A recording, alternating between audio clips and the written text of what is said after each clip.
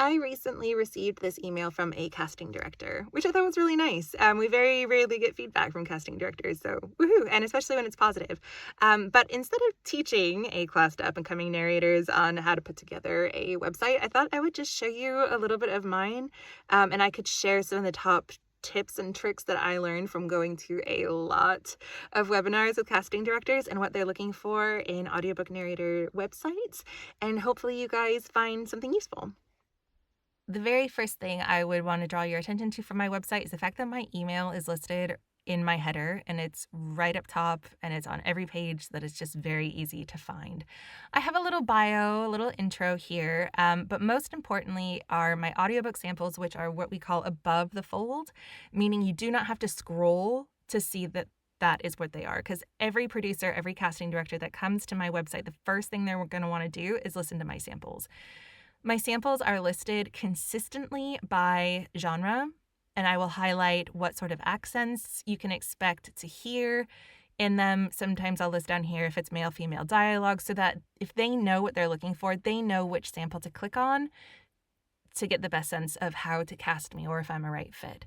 But crucially, my audiobook samples are above the fold and the first thing you're going to see when you come to my website. I do list the rosters that I have titles with. The publishers or production houses, I only list them if I actually have a title with them. If I don't have a title with them, I'm just on their roster. I don't put them on my website yet. I show off my latest releases. Now, you don't have to do this at all. It is a lot of upkeep, admittedly, to keep this up to date. But I do like to have it on here. Not only is it nice marketing for my authors, but also it shows where I'm at now with my narration as opposed to where I might have been a few months ago or a year ago. I also have some clips from social media. Most of these are from Human Voices Only, and these are actually like video clips of me performing a variety of different emotions. So again, just really kind of hammering home my versatility. Then I have a tiny little section here on my home studio so that they know what they would be getting with me. They know I have a pro setup and that they can rely on clean, good sound. Then I list my accents and ages, what I'm fluent in and what I can really only do for dialogue, and this lets them know right away what I can and cannot do.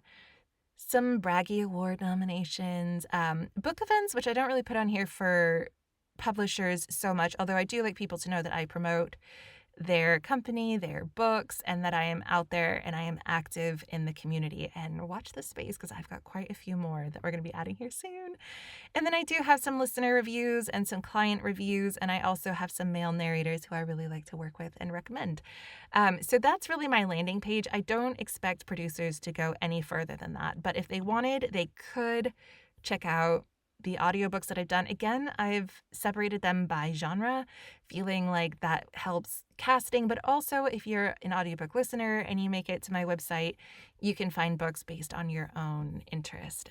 So I've done that. Again, this is a lot of upkeep, so don't feel like this is something most narrators do. I enjoy it, and I love promoting my audiobooks. Authors tab is really specifically for independent authors who are also making their audiobooks independently, so outside of a production house, outside of their publisher, if they want to just work with a narrator directly, whether that's me or another narrator. So I have here a link to my webinar for Indie Author's Guide to Making an Audiobook, which is like an hour and a half long webinar that goes over absolutely everything authors could want to know, from casting all the way through marketing. So I just have this for free on my website so people can watch it. Or if they're short on time, I also have the slides here so they can just kind of click and download those. And it's all the same information, just without me waffling on about it. So that's what I have on my authors tab. And then I have an about page, which again is useful for casting, because I go into some more nitty gritty about what makes me me. It's different from my landing page, because it just goes into a lot more detail. Like I will talk about my family heritage, things that make me unique from maybe another narrator, things I enjoy doing, things like that just, it humanizes you, right? So it lets people know who you are, maybe some niche things that will help with casting. Having a picture, I think, is helpful, just so people can sort of put a face to who you are. Obviously, some narrators like to keep their identity a secret, and that's fine too. But I think it is nice to have a face with the name if you feel comfortable and if you want to. Obviously, you do not have to. I also just have like a little video here explaining why I love being a narrator so much and why I think it's the greatest thing ever.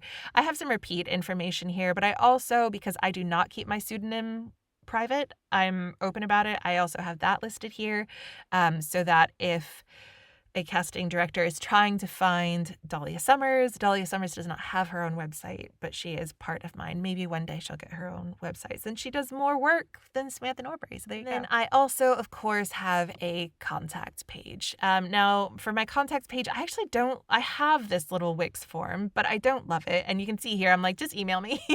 Or if it's indie authors, I ask them to fill out a form here. And I have like I've got contact buttons listed throughout my website, and they will always take an author here, which is my author interest form.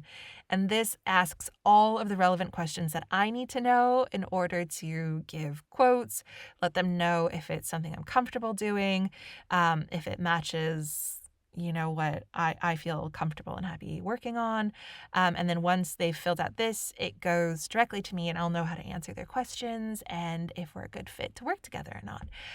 So yeah, that is my website. I hope you guys found some useful things in here.